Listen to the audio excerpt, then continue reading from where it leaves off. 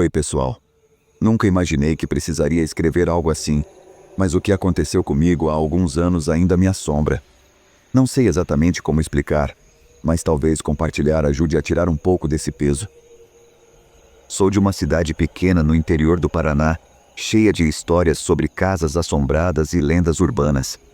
Cresci ouvindo essas histórias, mas sempre achei que eram só invenções para assustar crianças ou passar o tempo.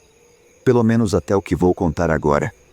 Em 2019, eu e minha namorada, Bianca, decidimos alugar um sobrado antigo no centro da cidade. Era um lugar bonito, com uma arquitetura colonial, janelas grandes e um jardim cheio de árvores. O preço estava bom demais para ser verdade, mas o proprietário disse que o imóvel tinha ficado vazio por anos, o que explicava o valor. Ele parecia aliviado por finalmente ter encontrado inquilinos. Nos primeiros dias, tudo parecia perfeito. Era tranquilo, e o sobrado tinha uma energia aconchegante, apesar de sua idade. Mas isso mudou depois de algumas semanas. A primeira coisa estranha que notei foi a janela do quarto do andar de cima. Ela dava para o jardim dos fundos, e de noite sempre parecia entreaberta, mesmo que eu tivesse certeza de tê-la trancado antes de dormir. No começo, achei que era o vento, ou que eu estava esquecendo de trancar direito. Só que isso começou a acontecer todas as noites, sem exceção. Certo dia, mencionei isso para a Bianca. Ela riu, dizendo que eu estava sendo paranoico, mas admitiu que também tinha notado a janela aberta algumas vezes. Decidimos colocar uma tranca nova, mas para minha surpresa, isso não resolveu. A janela continuava aberta pela manhã. Até aí, era algo estranho, mas não exatamente assustador. Isso mudou em uma noite em que acordei às 3 da manhã com um barulho vindo do andar de cima. Era como se algo estivesse arranhando o chão de madeira. O som era baixo, mas constante, como unhas raspando na madeira. Bianca também acordou. "Você ouviu isso?" perguntou, com a voz baixa. Assenti, e decidimos subir juntos para verificar. Peguei uma lanterna, já que as luzes do andar de cima estavam apagadas, e subimos as escadas devagar. Quando chegamos ao corredor, o som parou. Verificamos os quartos e o banheiro, mas tudo estava no lugar, exceto pela janela, que, como sempre, estava aberta. Fechei-a com força e tentei não pensar mais no assunto, mas depois disso, as coisas só pioraram.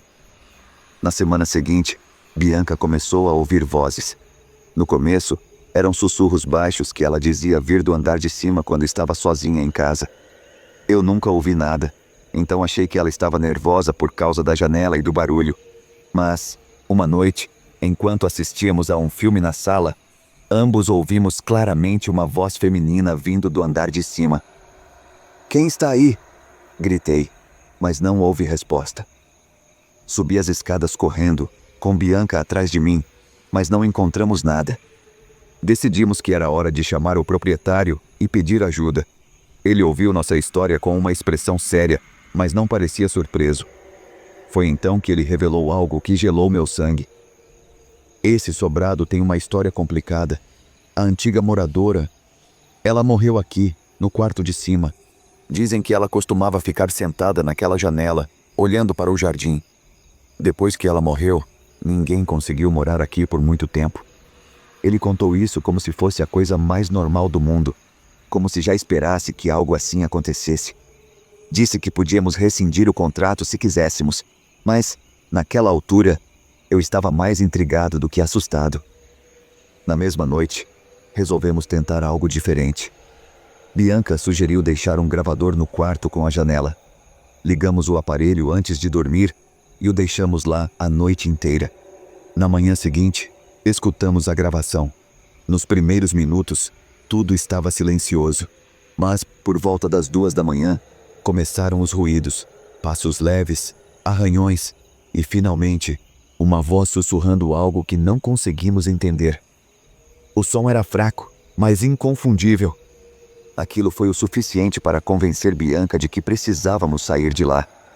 Eu também estava apavorado, mas parte de mim queria entender o que estava acontecendo. Fizemos mais uma tentativa naquela noite. Deixei o gravador e uma câmera no quarto, apontada diretamente para a janela. Quando assistimos à gravação no dia seguinte, vimos algo que me fez arrepender de não ter saído antes. Por volta das 3 da manhã, a câmera captou a janela se abrindo sozinha. Não havia vento e as cortinas permaneciam imóveis. Poucos segundos depois, uma sombra passou rapidamente pela frente da câmera, como se alguém estivesse parado ali e tivesse se movido.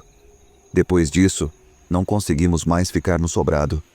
Em menos de uma semana, encontramos outro lugar para morar e nos mudamos. O proprietário não pareceu surpreso quando entregamos as chaves. Ele apenas nos desejou boa sorte e disse que nem todo mundo consegue conviver com o passado. Nunca mais voltei àquela casa, mas às vezes sonho com o lugar. No sonho, estou no quarto do andar de cima e a janela está aberta. Do lado de fora, há alguém me observando do jardim, mas eu nunca consigo ver o rosto. Até hoje, não sei exatamente o que aconteceu naquele sobrado, mas tenho certeza de que algo, ou alguém, ainda está lá. E seja lá o que for, espero que fique longe de mim.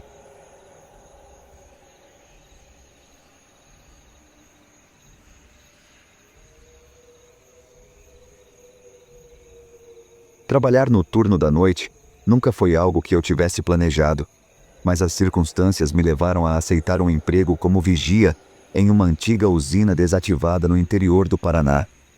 A usina ficava no meio de uma região isolada, cercada por mata fechada, com a cidade mais próxima a cerca de 40 minutos de carro. Era um trabalho solitário, mas a remuneração era boa e eu precisava do dinheiro. Minha rotina era simples: chegar à usina às 8, fazer rondas regulares pelo terreno e me certificar de que tudo estava em ordem. A maioria das noites era tranquila. Além do som de insetos e do vento passando pelas árvores, raramente acontecia algo digno de nota. Mas uma noite, em particular, me marcou de uma forma que eu nunca vou esquecer. Era uma noite de inverno e o ar estava gelado. Eu tinha acabado de terminar minha primeira ronda, caminhando pelos corredores escuros e enferrujados da usina, quando percebi algo estranho. Uma das luzes que deveria estar apagada, no galpão principal, estava acesa. Aquilo era incomum, pois eu sempre verificava as luzes antes de começar meu turno. Peguei minha lanterna e me dirigi ao galpão. A luz vinha de uma antiga sala de controle, um lugar que, até onde eu sabia, estava trancado havia anos. Quando cheguei à porta, percebi que estava entreaberta. O frio na minha espinha não era apenas por causa do clima. "Tem alguém aqui?" perguntei, tentando soar confiante. Minha voz ecoou pela sala vazia. Não houve resposta. Entrei com cautela, apontando a lanterna para cada canto. A sala parecia exatamente como eu me lembrava, cheia de painéis antigos, com botões e alavancas cobertos de poeira. Mas algo estava diferente. Havia uma cadeira no centro da sala, virada para um monitor que não deveria estar funcionando, mas que exibia uma tela cheia de estática. Aproximei-me do monitor, intrigado. Antes que eu pudesse tocá-lo, a estática deu lugar a uma imagem. Era a câmera de segurança da entrada principal da usina. Eu podia ver meu carro estacionado ali, mas não era isso que chamou minha atenção. No canto da imagem, havia uma figura parada. Um homem usando um capuz, olhando diretamente para a câmera. Meu coração disparou. Quem era aquele homem? E como ele tinha entrado? Corri para a entrada principal, mas quando cheguei lá, não havia sinal de ninguém. Mesmo assim, decidi verificar os arredores. Caminhei pelo pátio, iluminando cada canto com minha lanterna, mas não encontrei nada. Voltei para a sala de controle para verificar o monitor novamente, mas desta vez, a tela estava apagada. A cadeira no centro da sala não estava mais lá. "Isso não é normal", murmurei para mim mesmo, tentando manter a calma. A noite continuou estranha. Durante minha segunda ronda, ouvi barulhos vindos do subsolo, onde ficava a área das antigas turbinas. Era um som de metal sendo arrastado, lento e constante. Peguei minha lanterna e desci as escadas estreitas, tentando ignorar o medo que crescia no meu peito. Quando cheguei ao subsolo, o som parou. Havia apenas o silêncio, pesado e sufocante. Comecei a inspecionar o local, mas tudo parecia normal, até que encontrei uma chave no chão. Era uma chave grande, antiga, que eu nunca tinha visto antes. Peguei-a e guardei no bolso, planejando perguntar ao supervisor sobre ela na manhã seguinte. Por volta das 3 horas, algo aconteceu que me fez questionar minha sanidade. Enquanto estava na guarita, tentando me aquecer com um café, ouvi passos no corredor. Olhei para o monitor de segurança, que mostrava as câmeras internas da usina. Em uma delas, vi o mesmo homem de capuz, caminhando lentamente em direção à sala onde eu estava. Pânico tomou conta de mim. Peguei meu bastão e me preparei para enfrentar quem quer que fosse. Mas quando os passos pararam do lado de fora da porta, o monitor apagou. Abri a porta de supetão, mas o corredor estava vazio. Foi então que percebi algo na parede oposta à porta. Alguém tinha escrito algo na poeira com os dedos. As palavras eram claras e diretas. Saia enquanto pode. Naquele momento, decidi que não ficaria lá nem mais um segundo. Peguei minhas coisas e corri até meu carro. Dirigi o mais rápido que pude até chegar à cidade. No dia seguinte, liguei para meu supervisor e pedi demissão. Ele tentou argumentar, mas eu sabia que não podia voltar. Algumas semanas depois, descobri que a usina foi fechada definitivamente. Dizem que houve um incidente envolvendo outro vigia, mas os detalhes nunca foram revelados. Até hoje, guardo a chave que encontrei naquela noite como um lembrete de que nem tudo pode ser explicado.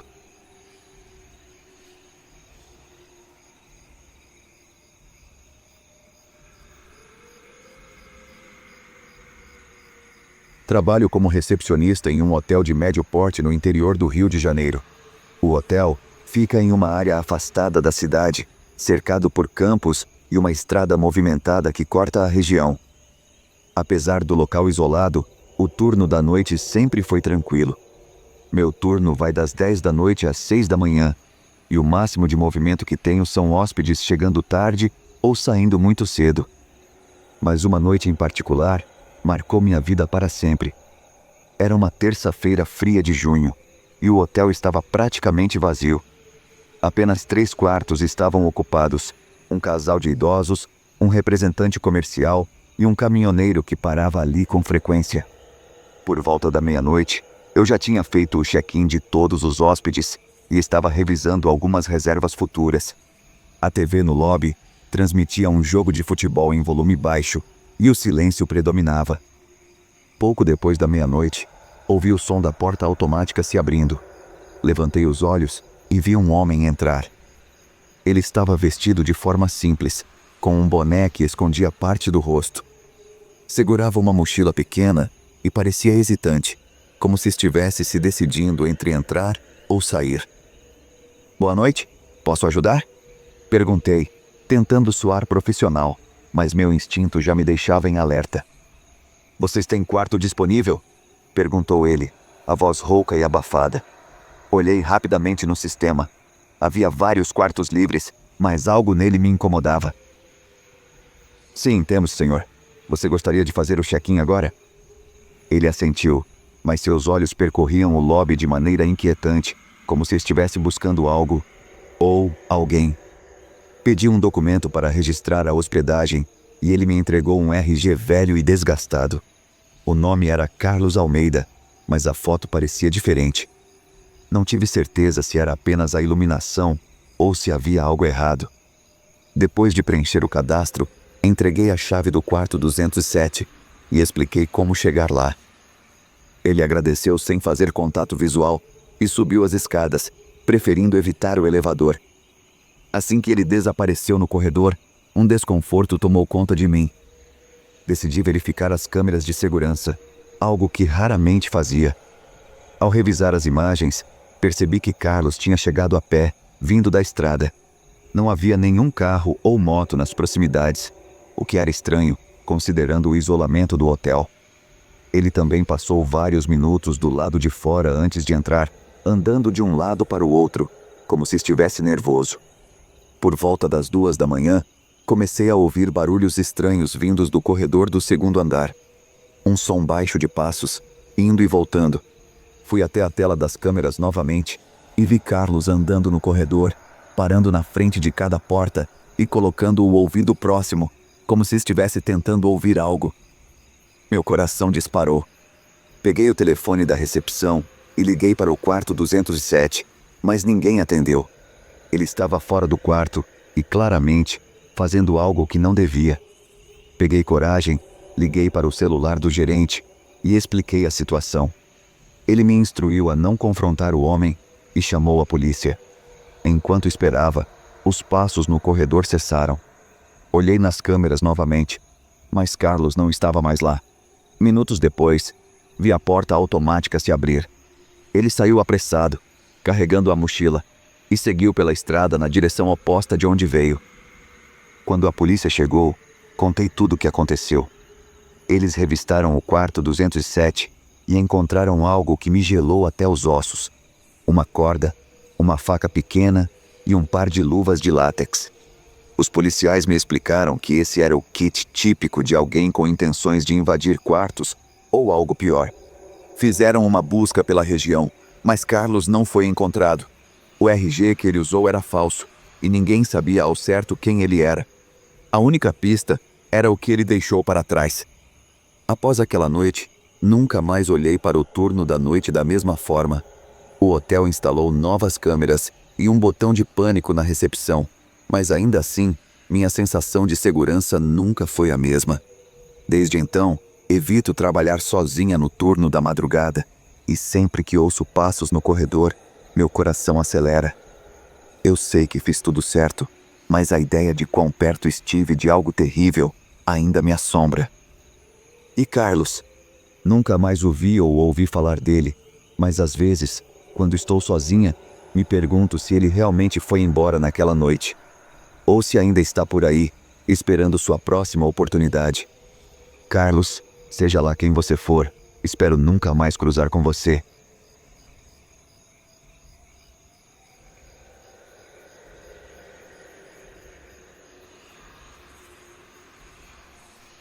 Eu estava voltando para casa de um lugar de terra em uma bicicleta MTB de alta qualidade, com equipamentos de proteção, capacete, protetores de canela e luvas. De repente, um cara pulou na pista de bicicleta para me assustar, com carros passando bem ao nosso lado. Não era uma boa situação. Eu o evitei por pouco e parei.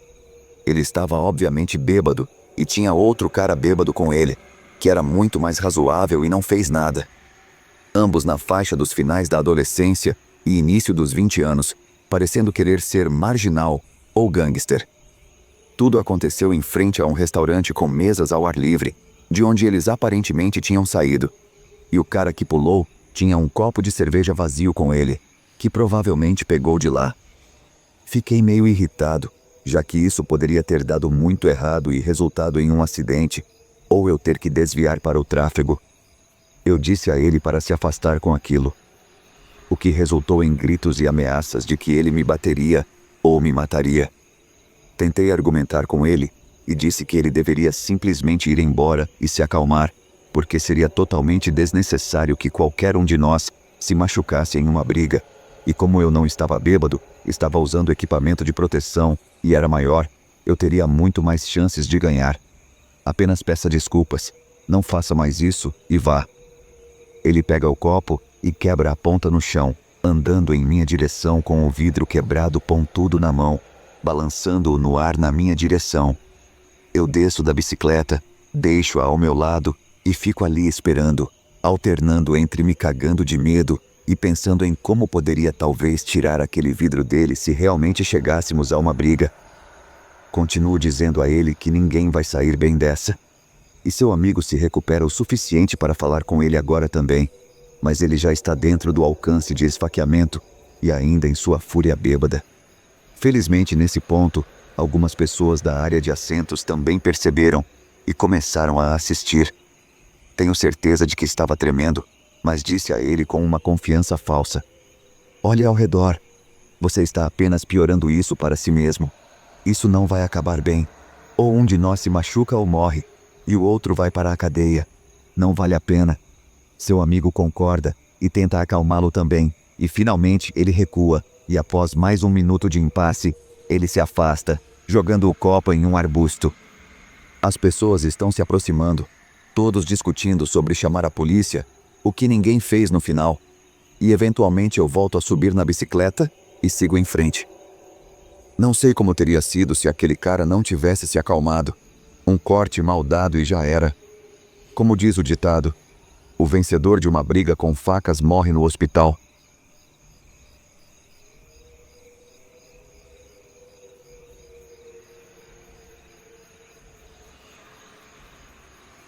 Eu tenho um primo que eu sempre soube que era meio maluco. Nós moramos em uma grande cidade e ele nunca sai do apartamento da família. Ele apenas fica no apartamento desenhando e jogando. Mas, mesmo ele sendo esquisito, eu não me importava muito porque ele geralmente é muito doce e não machucaria uma mosca, ou pelo menos era o que eu pensava. Quando eu estava na faculdade, levei ele e um amigo para ver um show. Ficamos bem bêbados e quando voltamos, estávamos passando um tempo na sala de estar dele. Os pais dele estavam fora da cidade. Ele começou a desenhar em seu livrinho e eu pedi para ver. Acontece que ele estava me desenhando ali sentado. Era um desenho extremamente detalhado e preciso de mim. Folheei o livro e encontrei todos os tipos de criaturas e paisagens legais, até que cheguei a um desenho do irmão dele, morto e mutilado. Um desenho extremamente detalhado. Viro a página, meu pai, morto e mutilado. Viro a página, eu, morto e mutilado.